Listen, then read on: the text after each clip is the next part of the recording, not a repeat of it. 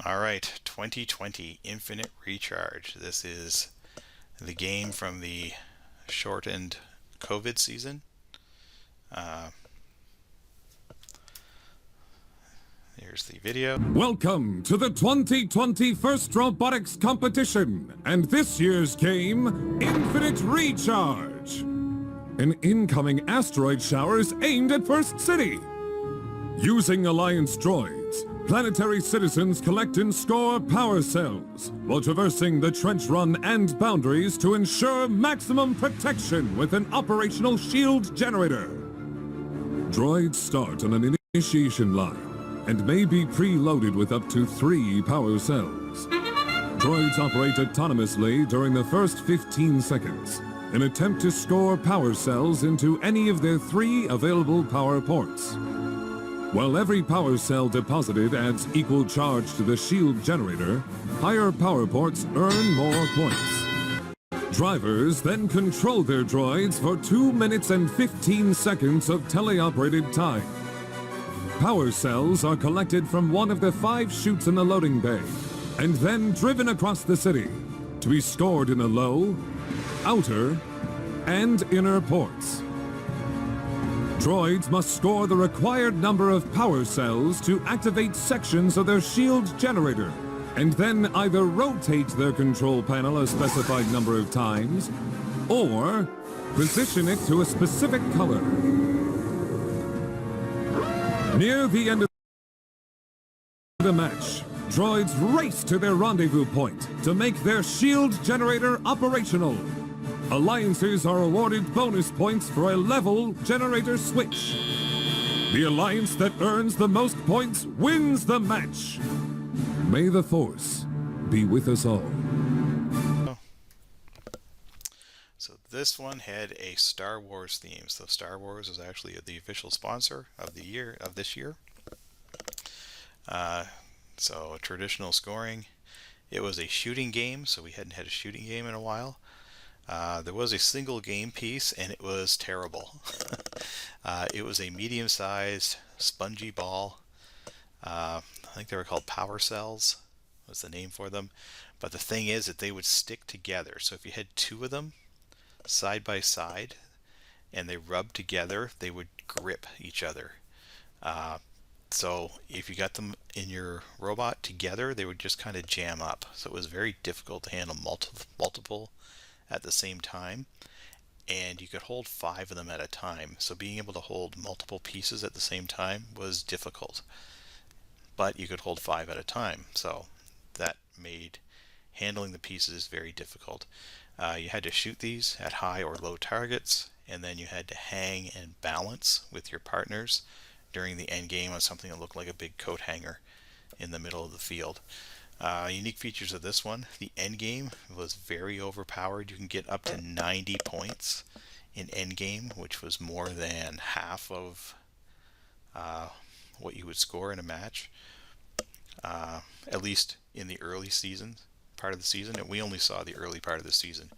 We went, this season ended after week 2, so we played 1 event, and then the entire season was shut down due to COVID. So you had the potential to score a lot in auto. There was a lot of pieces on the field in auto, so if you could pick them up and shoot them, you could score as many as you wanted. Vision guided shooting was common. We actually had vision guided shooting on our robot. There was a color wheel, which was one of the game elements that was basically not used at all, because the number of power cells you had to score to be able to use it was not really achievable. You had a big decision to make whether you're going to be tall or short for a robot, because if you were short, there's places on the field you could go that you could not go if you were tall, and there was definitely advantages for being short, but it was more difficult to design a short robot. And then there was a coordinated climb for the end game, and again the season was cut short. So let's watch this match here. This is from a match that we were in Barrie, from the event that we actually did. We'll watch a little bit here. So this kind of gives you an idea of what happens at the beginning of the match as well. All the teams are introduced.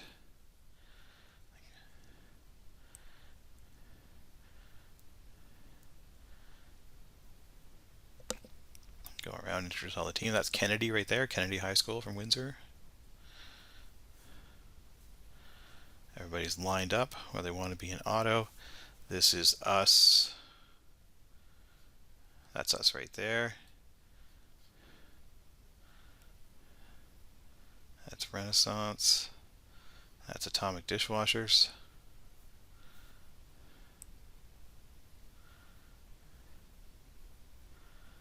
Alright, so we start out, we're on blue, so we are right here. So we're going to start shooting right there in auto. This is us right here. And we're trying to shoot into that high goal there. We were very good in auto. We could make our shots from there. What we struggled with was actually picking anything up.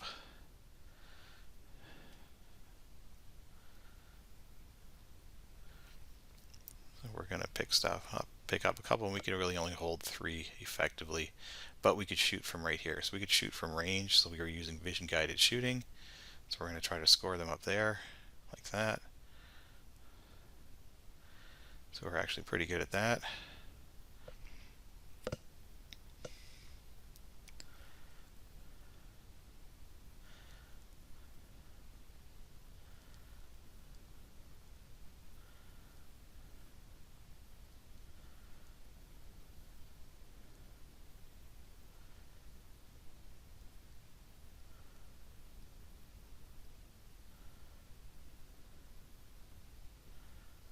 There's just not a lot going on in this match here. 5409, this is the Chargers. They were our partners in the playoffs.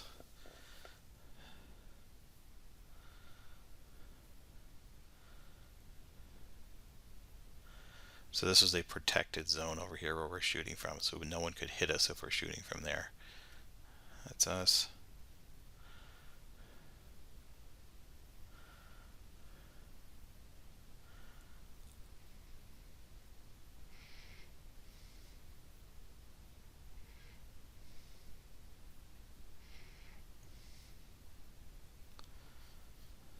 Not a whole lot going on there.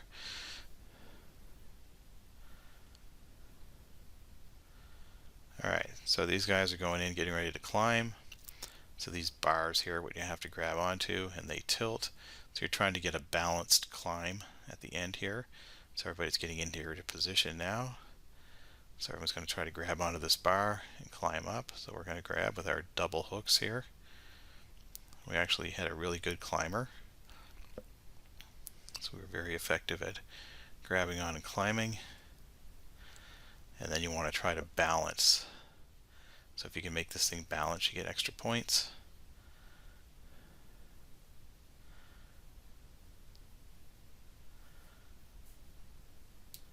So we're not balanced, but we are in the air, so that's good.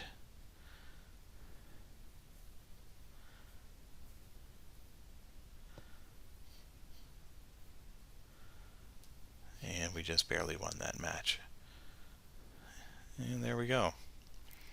You can see 45 points from endgame in that, so endgame was definitely overpowered. Even though we didn't balance, we still, that was a third of our points, or almost half. Anyway, that was 2020.